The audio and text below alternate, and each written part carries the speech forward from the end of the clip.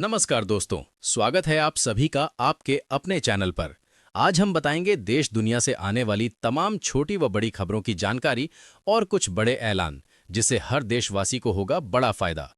इसीलिए वीडियो को पूरा जरूर देखें, जिससे कोई भी जानकारी मिस ना हो।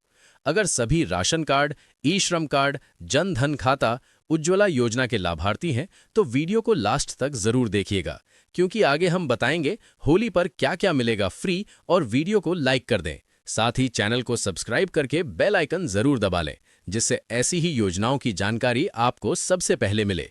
तो चलिए देखते हैं फटाफट महत्वपूर्ण खबरें।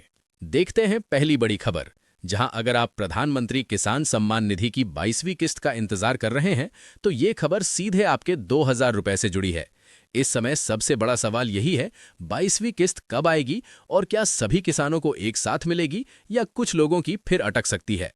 सरकार हर किस्त जारी करने से पहले किसानों का पूरा डेटा दोबारा जांचती है। ई-केवाईसी पूरी है या नहीं, आधार बैंक खाते से सही लिंक है या नहीं, जमीन का रिकॉर्ड अपडेट है या नहीं, ये सभी चीजें सिस्टम में क्रॉस चेक होती हैं। जिन किसानों की ई-केवाईसी अधूरी है या बैंक खाता निष्क्रिय है, उनकी 22वीं किस्त वेरिफिकेशन में जा सकती है। कई किसानों को मोबाइल पर संदेश मिल रहे हैं कि अपनी जानकारी अपडेट करें। इसका मतलब ये है कि अंतिम भुगतान से पहले रिकॉर्ड साफ किया जा रहा है। जिनका डेटा पूरी तरह अपडेट और सत्यापित है, उनके खाते में किस्त जारी होते ही राशि सीधे ट्रांसफर हो सकती है। जहां तक तारीख की बात है, योजना के तहत साल में 3 बार 2000 रुपए की किस्त जारी की जाती है, लेकिन सटीक तारीख आधिकारिक घोषणा के बाद ही स्पष्ट होती है। इसलिए किसी भी वायरल मैसेज या अनौपचारिक तारीख पर भरोसा ना करें। सरकार का फोकस इस बार भी यही है कि पैसा सीधे सही और पात्र किसानों तक पहुंचे। इसलिए अभी सबसे जरूरी है अपना स्टेटस चेक करना, ई-केवाईसी पूरा करना और बैंक खाते की स्थिति सही रखना। अब सवाल ये नहीं है कि 22वीं किस्त आएगी या नहीं। असली सवाल यह है कि क्या आपका रिकॉर्ड सिस्टम में पूरी तरह क्लीन और एक्टिव है, ताकि 2000 रुपए की राशि बिना किसी रुकावट सीधे आपके बैंक खाते में पहुंच सके। देखते हैं अगली बड़ी खबर, जहां अगर आपने पक्का घर पाने के लिए आवेदन किया है या आपका नाम सूची में आ चुका है, तो ये खबर सीधे आपके सपनों के घर से जुड़ी है। इस समय प्रधानमंत्री आवास योजना को लेकर सबसे बड़ा सवाल यही है कि अगली किस्त कब आएगी, पहली किस्त किसे मिलेगी और किन लोगों की फाइल वेरिफिकेशन में अटक सकती है। आवास योजना के तहत लाभार्थियों को किस्तों में राशि दी जाती है, लेकिन पैसा सीधे खाते में आने से पहले कई स्तर की जांच होती है। आधार लिंक, बैंक खाता एक्टिव होना, जमीन का वैध रिकॉर्ड, परिवार की पात्रता और जियो टैग फोटो, ये सब सिस्टम में मिलाया जाता है। अगर किसी भी दस्तावेज में गड़बड़ी है या निर्माण की प्रगति अपडेट नहीं हुई है, तो अगली किस्त रुक सकती है। कई लोग सोचते हैं कि लिस्ट में नाम आ गया मतलब पैसा तुरंत आ जाएगा, लेकिन असल में पहली किस्त आमतौर पर निर्माण शुरू करने के लिए दी जाती है और आगे की किस्तें निर्माण की प्रगति के आधार पर जारी होती हैं। सरकार अब अपात्र नामों को हटाने और सही पात्र परिवारों तक ही पैसा पहुंचाने पर सख्त है। कई राज्यों में नए सर्वे की प्रक्रिया भी चल रही है, ताकि जिन परिवारों के पास अभी भी कच्चा घर है और जो पहले सूची में शामिल नहीं हो पाए थे, उन्हें जोड़ा जा सके। लेकिन इसके लिए भी दस्तावेज पूरी तरह सही और अपडेट होना जरूरी है। अगर आपका बैंक खाता निष्क्रिय है, आधार लिंक में समस्या है या जमीन से जुड़े कागज स्पष्ट नहीं है, तो आपकी फाइल वेरिफिकेशन में जा सकती है।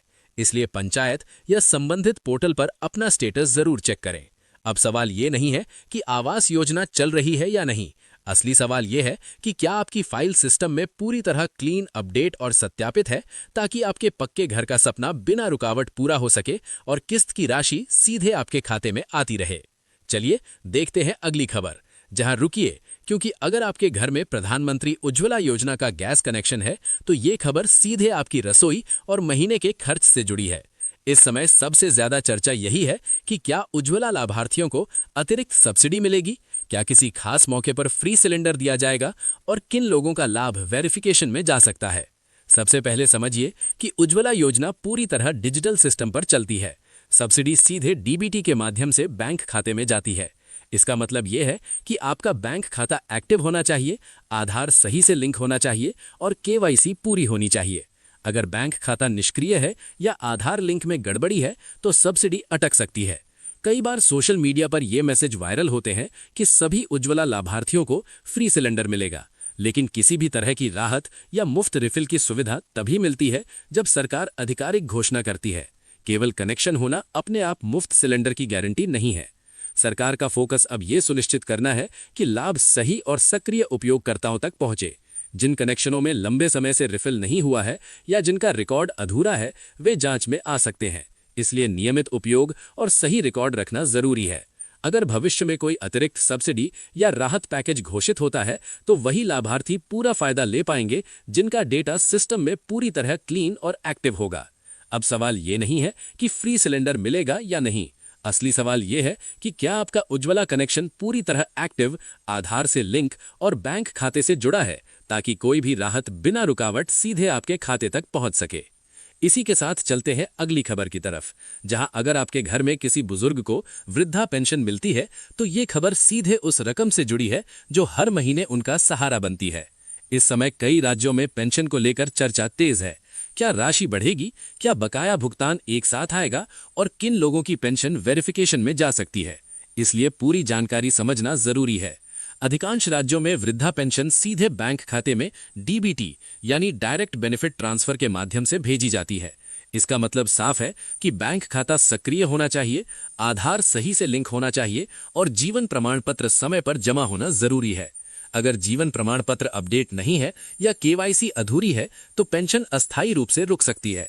कई बुजुर्ग ये मान लेते हैं कि एक बार पेंशन शुरू हो गई तो हमेशा मिलती रहेगी, लेकिन अब हर साल रिकॉर्ड की जांच की जाती है। सरकार का उद्देश्य ये सुनिश्चित करना है कि पेंशन का लाभ सिर्फ पात्र बुजुर्गों तक पहुंचे। इसलिए उम्र, आय की स्थिति और बैंक खाते की जानकारी सिस्टम में क्रॉस चेक होती है।